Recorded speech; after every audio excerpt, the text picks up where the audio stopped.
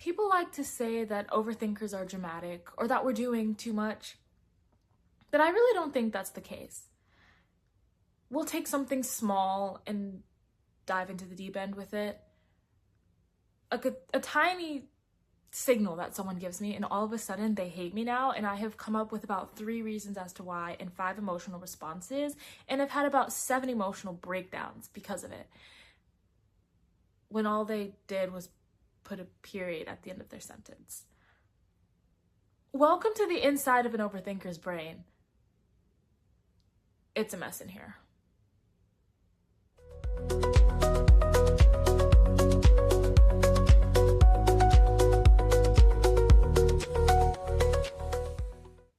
Let's start with the biggest myth about overthinkers, is that we're just simply dramatic. And now I can understand why people think that, because on the outside, it looks like we're having really strong reactions to really simple things. But that's not really how it is. Imagine this. You receive a text, and all it says is OKAY, period. Response to whatever it may be. And all of a sudden, I'm analyzing, okay, why did they say just okay? Why did they spell it out? Why wasn't it just literally letter O, letter K? Why wasn't there an exclamation point? Why wasn't there an emoji? Why wasn't there a sticker? And all of a sudden, I am overanalyzing letters and a punctuation mark when maybe they just so happen to be someone who likes to use punctuation correctly. You know, it's half the time it's really not that big of a deal, okay? And now I'm reading the conversation from beginning to end, like I'm gathering evidence for a case. I start noticing random details, a shift in tone, a late reply. Why was yesterday different? Why was today different? And now I'm analyzing a word like it's for a final exam. And I think this is where people misunderstand overthinking just a little bit, because it's easy to look and think, oh my goodness, this person is overreacting and making something out of literally nothing, okay? But for the person who's overthinking, it doesn't feel like nothing. It feels like your brain noticed something slightly different, and now you're trying to figure out whether that difference matters. That's what overthinking often is, okay? Your brain trying to make sense of incomplete information, trying to fill in the blanks, trying to predict what might happen before it happens. A lot of overthinkers are actually just really observant, okay? We notice tone, timing, small changes in energy, a shift in your body language. We notice everything. And usually it's not the calmest explanation, it's usually the worst case scenario. So no, it's not always drama, it's pattern recognition with just no off switch. And when your brain is constantly trying to read between the lines, even the small things start to feel bigger than they actually are. So I promise, we're not just dramatic. Sometimes. And I think a lot of overthinking comes from wanting clarity.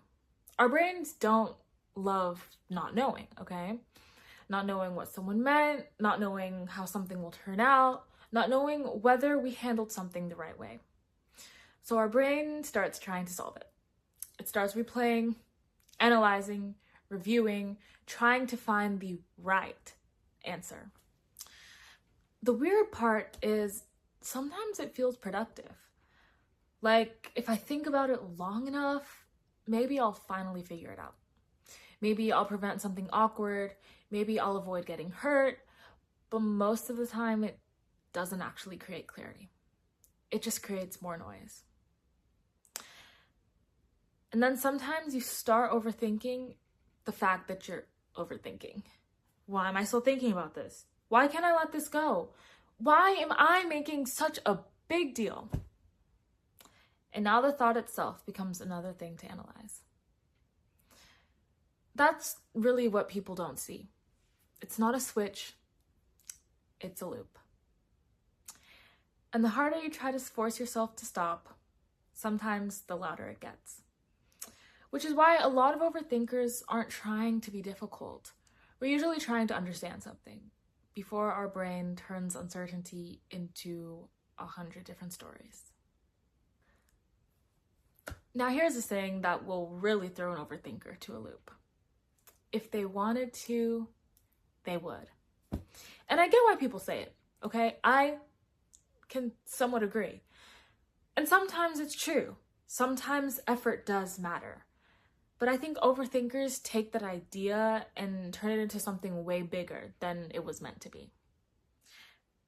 Because now every tiny thing starts feeling like evidence. They took longer to text back. Their response felt shorter. They didn't sound as excited. They didn't ask a follow-up question. And suddenly my brain is like, did I say something wrong? Did I annoy him? Are they pulling away? Am I losing interest? Are they losing interest? Did something change? And all of that can happen because of just one delayed reply. And that's the exhausting part. It's not always the situation itself. It's the meaning we attach to the situation. A late response becomes rejection. A short answer becomes distance. A small shift becomes proof that something is wrong. And once your brain starts building that story, it can feel weirdly convincing. Because now you're not reacting to what actually happened, you're reacting to what you think it means. But the truth is, sometimes people are just busy. Sometimes they're tired. Sometimes they have homework. Sometimes they're dealing with their own stuff. Sometimes a short reply is literally just a short reply. And that can be hard for overthinkers because uncertainty leaves so much room for interpretation. And our brains are really good at filling in the blanks. Another thing people often like to say is overthinkers are just insecure. And honestly, sometimes that can be part of it. But I don't think that explains all of it. Sometimes overthinking isn't about low confidence. Sometimes it's just being really aware, noticing little things, a different tone, a shift in energy, a pause before someone answers, a facial expression that changed for half a second. Tiny details that people might not even think about. And noticing those things isn't automatically a bad thing. As we all know, being observant can be actually very helpful. It can make you thoughtful, it can make you empathetic, it can make you be aware of how others are feeling. The problem usually starts after that, because instead of simply noticing something, our brain starts trying to explain it. And when there isn't enough information, it fills in the blanks. Maybe they're upset. Maybe I did something. Maybe the mood change is because of something I did. Maybe I should say something. Maybe I should just leave it alone. And suddenly you're not just noticing anymore, you're interpreting. And interpreting your interpretation. That's what people often don't understand. The hard part isn't noticing. The hard part is not knowing when to stop thinking about what you've noticed. Because once your brain locks onto something, it wants certainty. It wants answers and it wants a clear explanation. And when you don't get that certainty, a thought can get louder. That doesn't always mean insecurity, though. Sometimes it just means there's a lot of awareness without enough context. Too much information, not enough certainty. So no, overthinkers aren't always insecure. Sometimes we just notice more and feel responsible in figuring out what it means. Overthinking usually doesn't come from nowhere. A lot of times it comes from caring, from wanting to get things right, from not wanting to hurt others, from not wanting to be misunderstood. Sometimes it comes from past experiences, when ignoring something turned into something bigger. So your brain tries to prepare for everything, which could sound helpful until it becomes exhausting. And so to conclude, I don't think that the goal is to completely stop overthinking, because that is highly unrealistic. But I think the goal is to just learn to recognize when your thoughts are helping you and when they're just making noise. because sometimes your brain is protecting you and sometimes it's just being loud. So anyways, that's what it's like up in here. 10 out of 10, do not recommend.